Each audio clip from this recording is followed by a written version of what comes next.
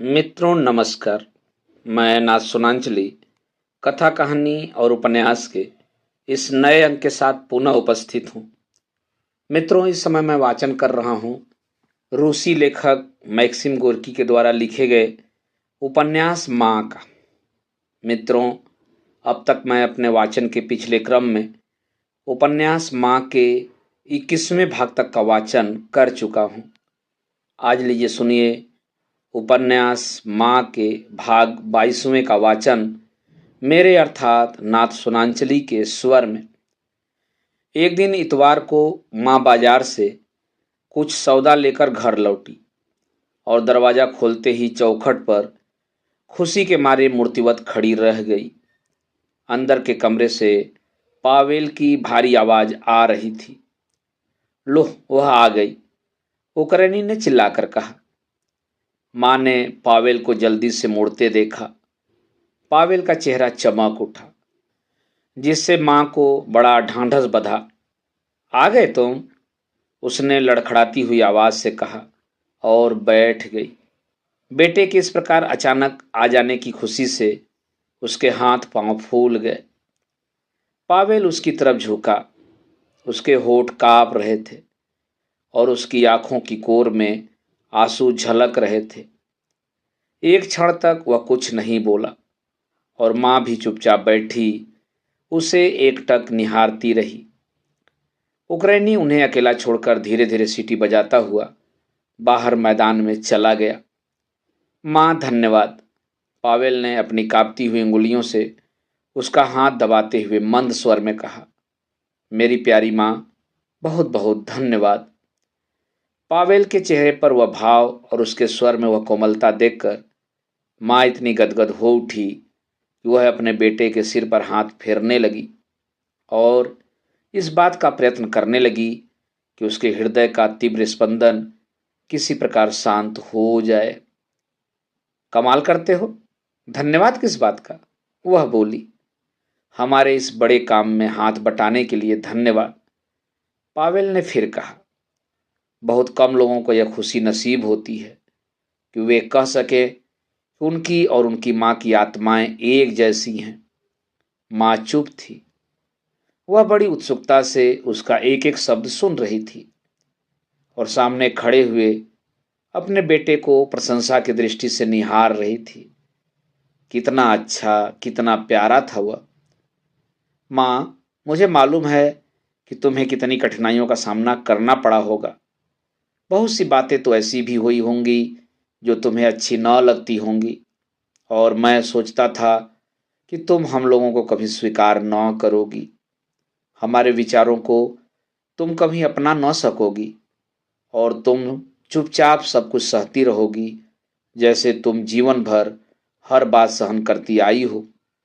मुझे यह सोचकर बड़ा दुख होता था। अंद्रेई ने मुझे बहुत सी बातें समझने में मदद की, माँ ने कहा। उसने बताया मुझे तुम्हारे बारे में, पावेल ने हंसकर कहा। योगोर ने भी। वह और मैं एक ही गांव के हैं। अंद्रेई तो मुझे लिखना पढ़ना भी सिखाना चाहता था और तुम्हें शर्म आती थी और इसलिए तुम छुप छुप कर अपने आप पढ़ने लगी। अच्छा, तो वह यह जान गया? माँ ने चौंक कर कहा। हर्षातिरेक से विह्वल होकर माँ ने कहा, उसे अंदर बुला लें। वह जानबूझकर बाहर चला गया कि हम लोगों की बातों में बाधा न पड़े। उसकी अपनी माँ तो है नहीं। अंद्रेई, पावेल ने बरसाती का दरवाजा खोलकर पुकारा। कहाँ हो? यहाँ हूँ, जरा लकड़ी चिरता हूँ, अंदर आ जाओ। वह फौरन अंदर नहीं आया और जब रसोई में उसने प्रवेश किया तो वह घर की बातें करने लगा। मैं निकोलाई से कहूँगा कि कुछ लकड़ी लाकर डाल दे, बहुत कम रह गई है। माँ, जरा अपने पावल को तो देखो। मालूम होता है कि विद्रोहियों को सजा देने के बजाय हाकिम उन्हें खिला पिलाकर मोटा करते रहे हैं। माँ हंस दी। उस पर अब तक हर्ष का नशा छाया हुआ था और उसके हृदय में मीठा मीठा स्पंदन हो रहा था, पर व्यवहार कुशलता और औचित्य के विचार से वह चाहती थी कि उसका बेटा फिर हमेशा की तरह शांत हो जाए। हर चीज अत्यंत भव्य थी और वह चाहती थी कि उसके जीवन की यह पहली खुशी उसके हृदय में हमेशा ऐसी ही प्रबल और सजीव बनी रहे जैसी कि उस क्षण थी। इस भय से कि कहीं वह कम न हो जाए, वह उठी कि इस खुशी को पिंजरे में बंद कर ले। उसकी दशा बिल्कुल उस बहेलिए जैसी थी जिसने अचानक अनजाने में कोई नायाब चिड़िया पकड़ ली हो। आओ खाना खा लो। पावेल, तुम खाकर तो आए नहीं होगे, उसने इधर उधर के कामों में व्यस्त होकर कहा। नहीं, कल ही जेलर ने बता दिया था कि मुझे छोड़ देने का फैसला कर लिया गया है, इसलिए मैं कुछ खा पी न सका। बाहर निकलते ही सबसे पहले जिस आदमी से मेरी मुलाकात हुई वह बूढ़ा सिजो था। पावेल कहता रहा। मुझे देखकर वह सड़क पार करके मुझसे मिलने आया। मैंने उससे कह दिया कि वह होशियार रहे, क्योंकि आजकल मैं खतरनाक आदमी हूं, मुझ पर पुलिस की नज़र है। उसने कहा कि कोई परवाह नहीं, और मुझसे अपने भतीजे के बारे में दुनिया भर की बातें पूछता रहा। उसने पूछा कि फ्योदोर जेल में ठीक से तो रहता है। मैंने जवाब दिया, जेल में कोई कैसे ठीक से रह सकता है। वह बोला, खैर मैं समझता हूँ, कम से कम अपने साथियों के साथ विश्वासघात तो नहीं करता होगा। जब मैंने उसे बताया कि फ्योदोर भला आदमी है, ईमानदार और होशियार है, तो उसने दाढ़ी पर हाथ फेर कर बड़े गर्व से कहा, हमारे सिजो परिवार में कोई खराब आदमी नहीं है। बूढ़ा बहुत समझदार है, उक्रेनी ने अपना सिर हिलाते हुए कहा। मुझसे कई बार उसकी बात हुई है, अच्छा आदमी है। फ्योदोर को जल्दी छोड़ देंगे। मेरा तो ख्याल है कि सभी को छोड़ देंगे। ईसाई जो कुछ कहता है उसके अलावा उनके खिलाफ कोई सबूत तो है नहीं, और ईसाई की बात का क्या भरोसा। माँ इधर उधर आ जा रही थी, पर उसकी नज़र पावेल पर ही जमी हुई थी। अंद्रेई अपने हाथ पीछे बांधे खिड़की के पास खड़ा पावेल की बातें सुन रहा था। पावेल कमरे में टहल रहा था। पावेल ने दाढ़ी बढ़ा ली थी। उसके गालों पर बहुत कोमल घुंघराले बालों के छल्ले बन गए थे, जिससे उसके चेहरे के सांवले रंग में कुछ कमी आ गई थी। बैठ जाओ, माँ ने खाना रखते हुए कहा। भोजन करते समय अंद्रेई ने पावेल को रिबिन के बारे में बताया। जब वो अपनी बात पूरी कर चुका तो पावेल ने खेद प्रकट करते हुए कहा, अगर मैं घर पर होता तो उसे कभी न जाने देता। वह आखिर अपने साथ क्या लेकर गया है? कुछ उलझे हुए विचार और बहुत सी कटु भावनाएं। खैर, लेकिन जब आदमी 40 बरस का हो चुका हो और उसने अपना यह सारा जीवन अपनी जंगली रीछों जैसी आत्मा से लड़ने में बिताया हो, तो उसे बदलना आसान नहीं होता, उक्रेनी ने हंसकर कहा। इसके बाद उनमें ऐसी बहस छिड़ गई जिसके अधिकांश शब्द माँ की समझ से बाहर थे। भोजन समाप्त हो चुका था, पर वे दोनों एक दूसरे पर भारी भरकम शब्दों की बौछार करते रहे। कभी कभी वे सीधे साधे शब्दों में भी बातें करते। हमें तो अपने ही रास्ते पर बढ़ते जाना है, एक कदम भी पीछे नहीं हटना है, पावेल ने दृढ़तापूर्वक कहा। और जाकर करोड़ों ऐसे लोगों से टकरा जाना है जो हमें अपना दुश्मन समझें। क्यों? उनकी बहस सुनकर माँ की समझ में यह आया कि पावेल किसानों को पसंद नहीं करता था और उक्रेनी उनका पक्ष लेता था, और यह सिद्ध करने का प्रयत्न करता था कि किसानों को भी यह समझाना है कि कौन सा रास्ता ठीक है। अंद्रेई की बात माँ की समझ में ज़्यादा अच्छी तरह आती थी, और उसे ऐसा लगता था कि वही ठीक बात कहता है। पर हर बार जब वह पावेल से कुछ कहता तो वह चिंतित और सतर्क हो जाती, और यह निश्चित करने के लिए दम साधकर अपने बेटे के उत्तर की प्रतीक्षा करती कि कहीं वह अंद्रेई की बात पर नाराज तो नहीं हो गया। पर वे एक दूसरे की बात का बुरा माने बिना एक दूसरे पर चिल्लाते रहे। ऐसा ही है ना पावेल? वह कभी कभी अपने बेटे से पूछती। हाँ, ऐसा ही है, वह मुस्कुराकर उत्तर देता।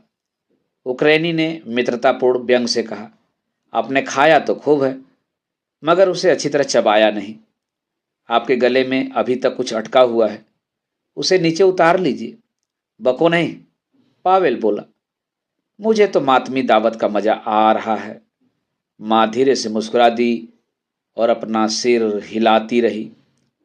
मित्रों, अभी आप सुन रहे थे रूसी लेखक मैक्सिम गोर्की के लिखे गए उपन्यास माँ के भाग 22 का वाचन मेरे अर्थात नासुनांजलि के स्वर में।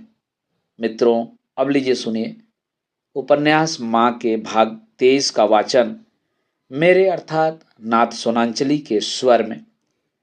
वसंत ऋतु आई, बर्फ पिघली और नीचे की कीचड़ और गंदगी सब ऊपर आ गई।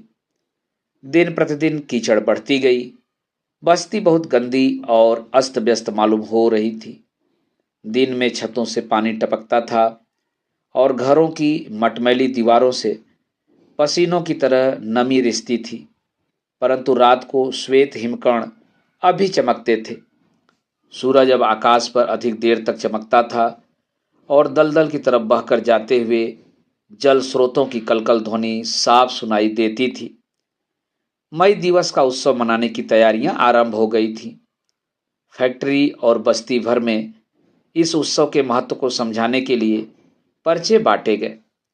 वे लड़के भी जिन पर प्रचार का प्रभाव नहीं पड़ा था, इन पर्चों को पढ़कर कहते थे, हमें भी तैयारी करनी पड़ेगी, अब वक्त आ गया है। वेसोचको ने उदासीनता के साथ मुस्कुराते हुए कहा, आंख मिचौली बहुत खेल चुके हम लोग। फ्योदोर माजिन का उत्साह फूट पड़ा। वह बहुत दुबला हो गया था और अपनी गतिविधियों तथा बोलचाल की बेचैनी के कारण पिंजरे में बंद चकोर सा मालूम होता था। योकोर सोमो हरदम उसके साथ रहता था। उस लड़के की उम्र को देखते हुए वह बहुत गंभीर था। योको को अब शहर में नौकरी मिल गई थी। समोइलो, जिसके बाल जेल में रहते रहते और भी लाल हो गए लगते थे, वासिली, गुसेव, बुकिन, द्रागुनो और कुछ दूसरे लोगों का कहना था कि उन्हें हथियार लेकर प्रदर्शन करना चाहिए, मगर पावेल, उक्रेनी, सोमो और कुछ दूसरे लोगों ने इस पर आपत्ति की। योगेर ने, जो हमेशा की तरह थका थका, हांफता हुआ और पसीने में तर था, उनके तर्कों को मजाक में उड़ा दिया। यह तो सच है साथियों कि मौजूदा समाज की व्यवस्था को बदलने की हमारी कोशिशें बहुत ही सराहनीय हैं, लेकिन अपनी सफलता का दिन निकट लाने के लिए मैं इसे जरूरी समझता हूँ कि अपने लिए एक जोड़ा नए जूते खरीद लूँ।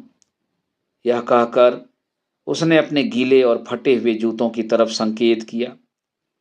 मेरे रबड़ के जूतों की भी अब ऐसी हालत हो गई है कि उनकी मरम्मत नहीं हो सकती और रोज मेरे पांव भीग जाते हैं।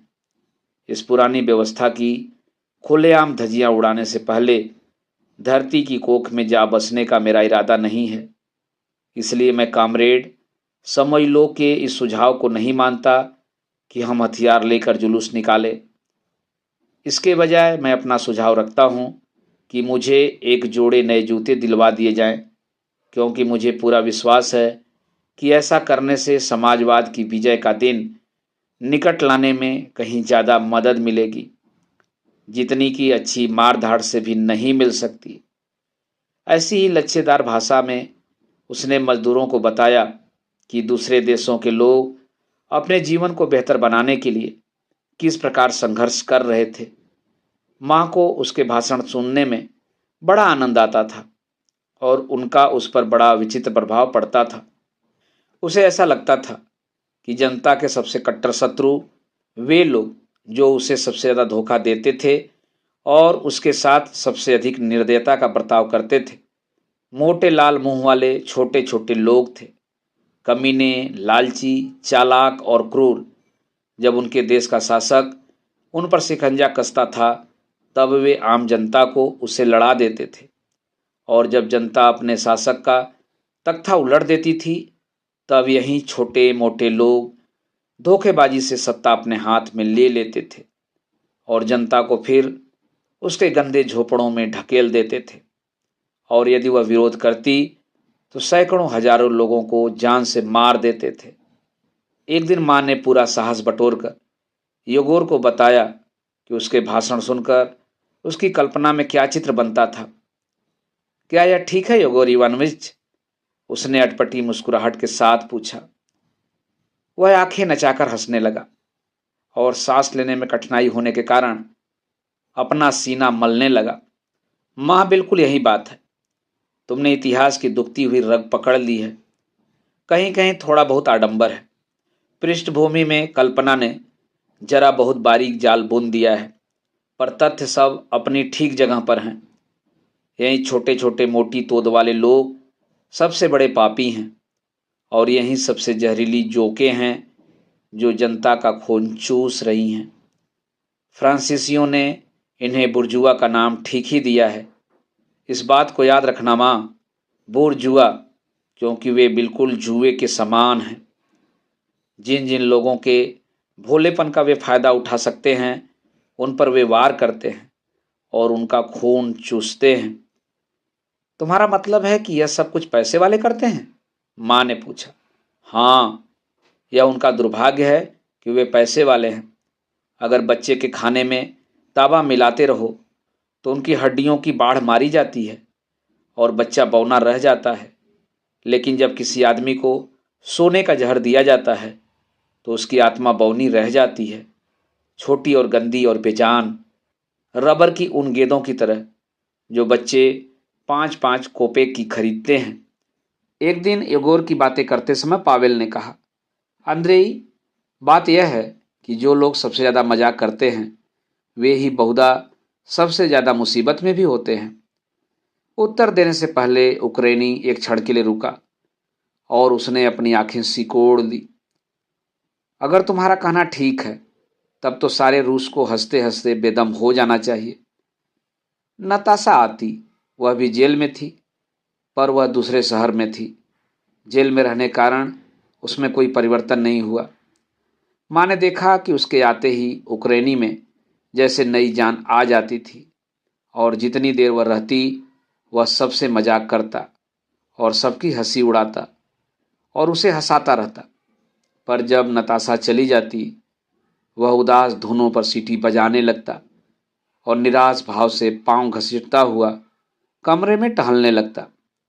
सासा भी अक्सर थोड़ी देर के लिए आती। वह हमेशा जल्दी में रहती थी और उसकी त्योरियों पर बल पड़े रहते थे, और न जाने क्यों उसमें दिन प्रतिदिन अधिक रुखाई आती जा रही थी और वह बोलने भी कम लगी थी। एक बार जब पावेल उसे दरवाजे तक छोड़ने गया और जाते हुए दरवाज़ा बंद करना भूल गया, तो माँ ने उसे जल्दी जल्दी ये बातें करते हुए सुना। क्या झंडा लेकर तुम चलोगे? लड़की ने पूछा। हाँ। क्या यह तय हो गया है? हाँ, यह सम्मान मुझे ही दिया गया है। तो फिर जेल जाने का इरादा है? पावेल ने कोई उत्तर नहीं दिया। क्या ऐसा नहीं कर सकते? सासा ने कहना आरंभ किया, पर कहते कहते रुक गई। क्या? किसी और को यह काम सौंप दो। नहीं, पावेल ने दृढ़ता से उत्तर दिया। सोच लो, तुम्हारा इतना असर है, सब लोग तुम्हें चाहते हैं। तुम्हें और अंद्रेई को लोग सबसे ज़्यादा चाहते हैं। जरा सोचो तो, तुम यहाँ कितना काम कर सकते हो। लेकिन अगर तुम झंडा लेकर चले तो तुम्हें निर्वासित कर दिया जाएगा, बहुत दिन के लिए बहुत दूर भेज दिया जाएगा। माँ ने देखा कि लड़की के स्वर में भय और उदासी की चीर परिचित भावनाएं थीं। सासा के शब्द उसके हृदय पर बर्फ के पानी की बूंदों की तरह लग रहे थे। मैंने फैसला कर लिया है, पावेल ने कहा। अब कोई भी मेरा यह फैसला बदलवा नहीं सकता। अगर मैं कहूं तब भी नहीं? पावेल के स्वर में सहसा तेजी और रुखाई आ गई। तुम्हें ऐसा नहीं करना चाहिए, नहीं कहना चाहिए तुम्हें ऐसा। मैं भी आखिर इंसान हूं, सासा ने धीरे से कहा। सो भी अच्छी इंसान हो। पावेल ने भी वैसे ही धीरे से उत्तर दिया, पर ऐसा मालूम हुआ कि जैसे उसका गला रूधा जा रहा है। मुझे प्रिय हो तुम, और इसीलिए तुम्हें ऐसी बात नहीं कहनी चाहिए। अच्छा, तो मैं चलती हूँ, लड़की ने कहा। उसकी एड़ियों की खटखट से माँ समझ गई कि वह भागकर वहां से चली गई थी। पावेल उसके पीछे पीछे बाग में गया। माँ का हृदय भय से संकुचित हो उठा। उसकी समझ में ठीक से नहीं आया कि वे क्या बातें कर रहे थे, पर वह इतना जरूर समझ गई कि उस पर कोई बड़ी मुसीबत आने वाली है। आखिर वह क्या करने की तैयारी कर रहा है? उसने सोचा। पावेल आंद्रेई के साथ वापस आया। ओह, ईसाई ईसाई, हम लोग उसका क्या करें? उक्रेनी ने सिर हिलाते हुए कहा। हम लोग उससे साफ साफ कह दें कि वह यह हरकत छोड़ दे, पावेल ने भवें चढ़ाकर कहा। पावेल, तुम क्या करने जा रहे हो? माँ ने सिर झुकाकर पूछा। कब? अभी नहीं, 1 मई को। ओह, पावेल ने अपना स्वर मंद करते हुए कहा। मैं झंडा लेकर जुलूस के आगे आगे चलूंगा। शायद इस पर मुझे फिर जेल भेज दिया जाए। माँ की आंखें तिलमिला उठी और उसका मुंह सूख गया। पावेल उसका हाथ अपने हाथ में लेकर थपकने लगा। मुझे यह करना ही पड़ेगा माँ, समझने की कोशिश करो। मैंने तो कुछ नहीं कहा, माँ ने धीरे से अपना सिर ऊपर उठाते हुए उत्तर दिया। पर जब उसकी आंखें पावेल की दृढ़ संकल्प से चमकती हुई आंखों से चार हुईं तो उसका धीरज टूट गया। पावेल ने आह भरकर उसका हाथ छोड़ दिया। तुम्हें दुखी होने के बजाय इस बात की खुशी होनी चाहिए, पावेल ने माँ को झिड़कते हुए कहा। आखिर कब हमारे यहाँ ऐसी माएँ होंगी जो हंसते हंसते अपने बेटों को मरने के लिए भेज दें? हूँ, उक्रेनी ने स्फुट स्वर में कहा। बड़े आए सुरमा। मैंने तो कुछ नहीं कहा। भला कहा है कुछ? माँ ने फिर वही बात दोहराई। मैं तुम्हारी राह में नहीं आती, पर अपने जी को कैसे समझाऊं? मैं माँ हूं। पावेल वहां से हट गया और उसकी बात माँ के हृदय में डंक की तरह लगी। एक प्रेम ऐसा भी होता है जो मनुष्य के पैरों की जंजीर बन जाता है, पावेल ने कहा। ऐसा न कहो पावेल, माँ ने कहा। वह भय से कांप गई कि कहीं वह कोई और ऐसी बात न कह दे जिससे उसके दिल को चोट लगे। मैं समझती हूँ, तुम्हारे सामने इसके अलावा कोई दूसरा रास्ता भी नहीं है। अपने साथियों की खातिर, उनकी खातिर नहीं, अपनी खातिर, पावेल ने कहा। अंद्रेई आकर दरवाजे पर खड़ा हो गया। दरवाजा बहुत नीचा था, इसलिए वह बड़े विचित्र ढंग से घुटने झुकाए एक कंधे चौखटे से लगाकर खड़ा था। उसका सिर और दूसरा कंधा आगे की तरफ झुका हुआ था। हुजूर, अगर आप इस बात को यहीं खत्म कर दें तो कोई हर्ज नहीं होगा। उसने अपनी बड़ी बड़ी आंखें पावेल के चेहरे पर गड़ाकर व्यंग से कहा। वहां खड़ा हुआ वह ऐसा लग रहा था जैसे चट्टान की दरार में कोई छिपकली हो। माँ की आंखों में आंसू छलक आए। अरे, मैं तो भूल ही गई, उसने स्फुट स्वर में कहा और जल्दी से दरवाजे से बाहर निकल गई कि कहीं उसका बेटा उसे रोते हुए न देख ले। बाहर पहुंचते ही वह दुबक कर एक कोने में खड़ी हो गई और चुपके चुपके सिसकियां लेने लगी। उसकी शक्ति क्षीण होती जा रही थी, मानो उसके आंसुओं के साथ उसके हृदय का रक्त भी बह रहा हो। अधखुले दरवाजे से उसने उन दोनों को धीमे स्वर में बहस करते सुना। आखिर तुम चाहते क्या हो? माँ को दुख पहुंचाकर क्या तुम्हें खुशी होती है? उक्रेनी ने पूछा। तुम्हें यह कहने का कोई अधिकार नहीं है, पावेल ने चिल्लाकर कहा। तब फिर मैं दोस्त किस काम का, अगर मैं आंखें मूंद लूं और तुम्हें बेवकूफ़ी की हरकतें करने दूं? तुम्हें आखिर यह कहने की जरूरत ही क्या थी? देखते नहीं उस पर क्या बीत रही है? आदमी को अपना दिल कड़ा रखना चाहिए और हाँ या ना कहने से डरना नहीं चाहिए। उससे, हर आदमी से। मैं न ऐसा प्रेम चाहता हूं, न ऐसी दोस्ती जो पैरों में बेड़ियां डाल दे, आगे बढ़ने से रोक दे। बड़े सुरमा बने फिरते हो। जाओ, मुंह धो कर आओ। सासा से कहना यह बात, तुम उसी से। मैं उससे भी कह चुका हूं, इसी ढंग से। झूठ बोलते हो। तुमने उसे बड़ी नरमी, बड़े प्यार से यह बात कही होगी। मैंने सुना नहीं, फिर भी जानता हूं। लेकिन तुम्हें अपनी माँ के आगे सेखी जो बघारनी थी। अगर तुम सच पूछो तो तुम्हारी सारी अकड़ में जरा भी दम नहीं है। पेला गया निलोना ने जल्दी से अपने आंसू पोंछ डाले, इस डर से कि कहीं उक्रेनी पावेल को नाराज करने वाली कोई ऐसी वैसी बात न कह बैठे। वह जल्दी से दरवाजा खोलकर रसोई में आ गई। बर्र, कितनी सर्दी है, उसने ऊंचे स्वर में कहा। उसका स्वर भय और व्यथा के कारण कांप रहा था। कौन कहेगा कि बसंत आ गया है। वह बिना किसी उद्देश्य के चीजें इधर से उधर धरती उठाती रही कि दूसरे कमरे से आने वाली आवाजें सुनाई न दें। हर चीज बदल गई है। वह और भी ऊंचे स्वर में कहती रही, लोगों का मिजाज गर्म होता जा रहा है और मौसम ठंडा होता जा रहा है।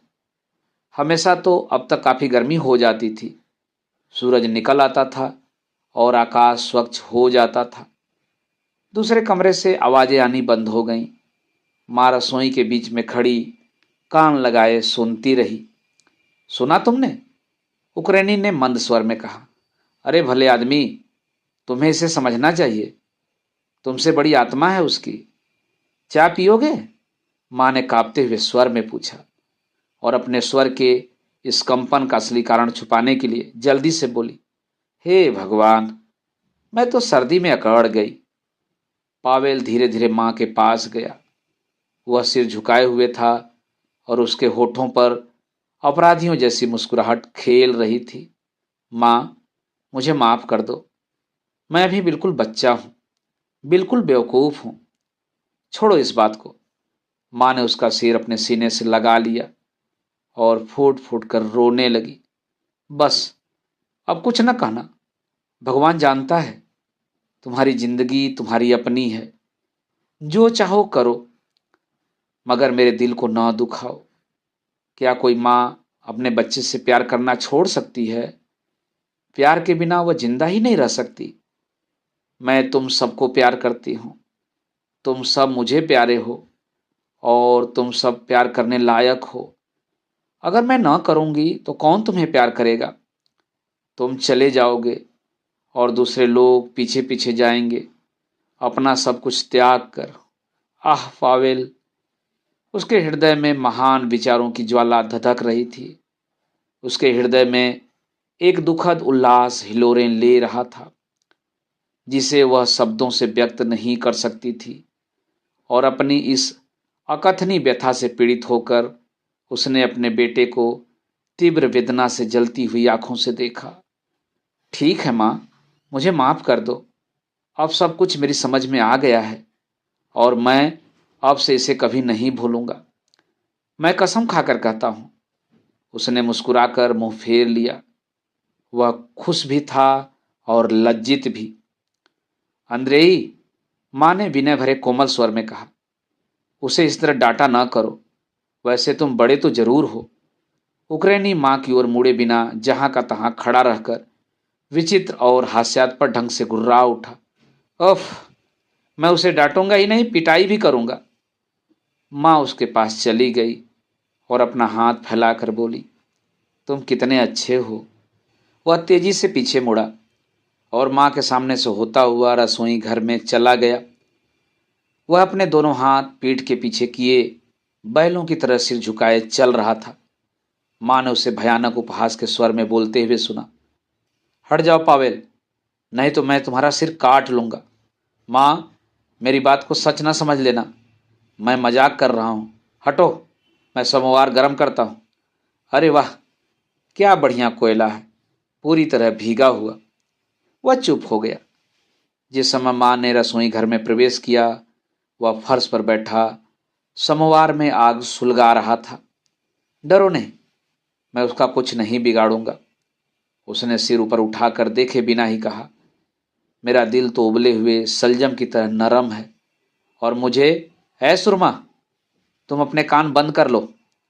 मुझे तो वह बहुत अच्छा लगता है, मगर जो वास्कट वह पहने हुए है वह मुझे बिल्कुल पसंद नहीं है।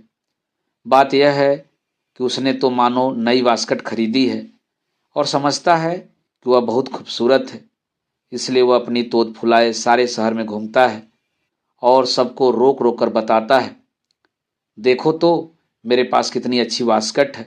ठीक है, वास्कट अच्छी है, मगर सब पर उसका रोब क्यों झाड़ो? यूं ही क्या कम परेशानियां हैं? कब तक बुदबुदाते रहोगे? पावेल ने धीरे से हंसकर कहा, खूब खबर ले चुके, अब बस करो। उक्रेनी समोवार के दोनों तरफ टांगे फैलाकर बैठ गया और नीचे बैठे ही बैठे नजरें उठाकर उसने उसकी तरफ देखा। माँ दरवाजे के चौखट पर खड़ी बड़े प्यार से उसकी गुद्दी को निहार रही थी। उसने अपनी दोनों बाहें कसकर अपने शरीर को मरोड़ा और माँ और बेटे की तरफ देखा। उसकी आंखें सहसा लाल हो गईं। बहुत भले लोग हो तुम दोनों, उसने आंखें झपकाते हुए कहा। पावेल ने झुककर उसका हाथ पकड़ लिया। देखो, झटका न देना, उक्रेनी ने कहा, नहीं तो मैं गिर जाऊंगा। शर्माते क्यों हो? माँ ने उदासी से कहा। एक दूसरे को चूम क्यों नहीं लेते?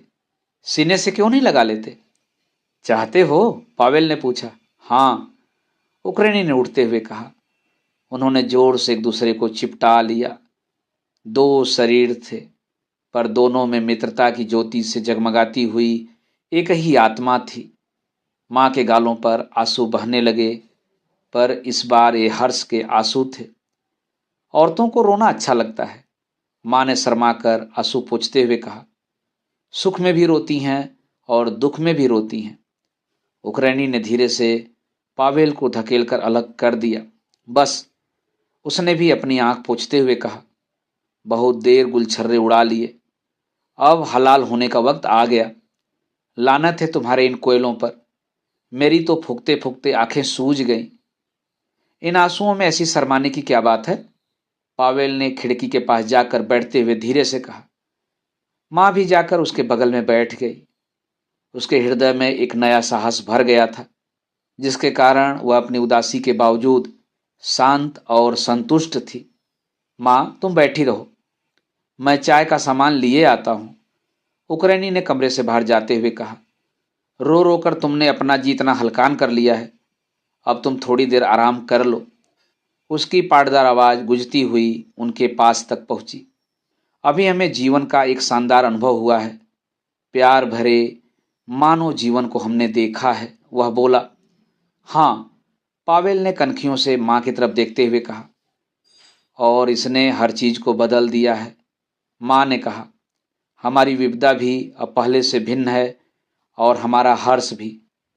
होना भी यही चाहिए, उक्रेनी ने कहा, क्योंकि मेरी प्यारी माँ, एक नए हृदय का जन्म हो रहा है। मनुष्य आगे बढ़ रहा है, वह सारी दुनिया में ज्ञान की ज्योति फैला रहा है और आगे बढ़ते हुए कह रहा है, सारे देशों के रहने वालों, एक परिवार में संगठित हो जाओ। और उसकी इस ललकार के उत्तर में सारे सबल हृदय मिलकर एक विशाल हृदय का रूप धारण कर रहे हैं, जो चांदी के बड़े से घंटे की तरह मजबूत और सुरीला है। माँ ने कसकर अपने होठ भींच लिए कि वे कांपे नहीं, और अपनी आंखें बंद कर लीं कि आंसू बाहर न निकलने पाए। पावेल ने अपना हाथ उठाया, मानो कुछ कहने जा रहा हो, पर माँ ने उसे अपने पास खींच लिया। उसे टोको नहीं, माँ ने चुपके से कहा। उक्रेनी आकर दरवाजे में खड़ा हो गया। लोग अभी और बहुत मुसीबतें उठाएंगे, अभी और भी बहुत खून बहाया जाएगा, पर मेरे सीने और मेरे दिमाग में जो कुछ छुपा हुआ है, उसकी कीमत चुकाने के लिए मेरी सारी मुसीबतें और मेरा सारा खून भी काफ़ी नहीं है। मैं एक जगमगाते हुए सितारे की तरह रोशनी से भरपूर हूँ। मैं सब कुछ बर्दाश्त कर सकता हूँ, कुछ भी सह सकता हूँ, क्योंकि मेरे हृदय में एक असीम उल्लास है, जिसे कोई भी चीज़ और कोई भी आदमी मुझसे कभी नहीं छीन सकता। और यही उल्लास मेरी शक्ति है। वे आधी रात तक बैठे चाय पीते रहे और बहुत घुल मिलकर जीवन और लोगों के भविष्य के बारे में बातें करते रहे। जब कभी माँ को कोई विचार साफ समझ में आ जाता, तो वह आह भर कर उसमें अपनी अतीत की कोई कटु और अरुचिकर स्मृति को ढूंढती, ताकि वह इस विचार से सहारा देने वाले पत्थर का काम ले सके। उनकी बातचीत की गर्मी से माँ के सारे भय दूर हो गए। उसे बिल्कुल वैसा ही आभास हुआ जैसा कि बहुत दिन पहले उस दिन हुआ था, जब उसके पिता ने उससे सख्ती से कहा था, मुंह बनाने की कोई ज़रूरत नहीं है।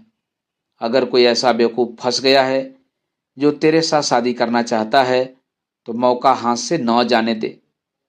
तेरी जैसी सारी मुर्गियों का ब्याह होता है और उनके बच्चे होते हैं, जिनसे उन्हें मुसीबत के अलावा और कुछ नहीं मिलता। तू भी औरों जैसी है, फर्क क्या है? इसके बाद उसने अपने सारे अंधकार में निर्जन विस्तार में जाता हुआ वह चक्करदार मार्ग देखा था। जिस पर निराशा के अतिरिक्त कुछ भी नहीं था, और अनिवार्य रूप से इसी पथ पर अग्रसर होने के विचार ने उसके हृदय में एक अंधी शांति की भावना जागृत कर दी थी। इस समय भी यही हाल था, परंतु ज्यों ही उसे भावी नई विपदाओं का आभास होता, वह जलकर किसी अज्ञात व्यक्ति से कहती, ले और ले। इससे उसके व्यथित हृदय को, जिसमें तने हुए तार की तरह गुंजन और कंपन होता रहता था, शांति मिलती। पर उसके मन में निरंतर यह क्षीण आशा बनी रहती कि वे उसका सब कुछ छीनकर नहीं ले जाएंगे, सब कुछ नहीं ले जाएंगे, कुछ न कुछ तो छोड़ ही जाएंगे। मित्रों, अभी आप सुन रहे थे रूसी लेखक मैक्सिम गोर्की के लिखे गए उपन्यास माँ के भाग 23 का वाचन मेरे अर्थात नाथ सुनांचली के स्वर में। मित्रों, उपन्यास माँ के आगे के भागों का वाचन आप मेरे वाचन के अगले क्रम में सुन सकते हैं। तो जुड़े रहिए कथा कहानी और उपन्यास के साथ, और प्लेलिस्ट से जाकर माँ उपन्यास को सुनना न भूलिए, और अपनी प्रतिक्रियाओं से भी हमें अवगत कराते रहिए। मिलते हैं। धन्यवाद। नमस्कार।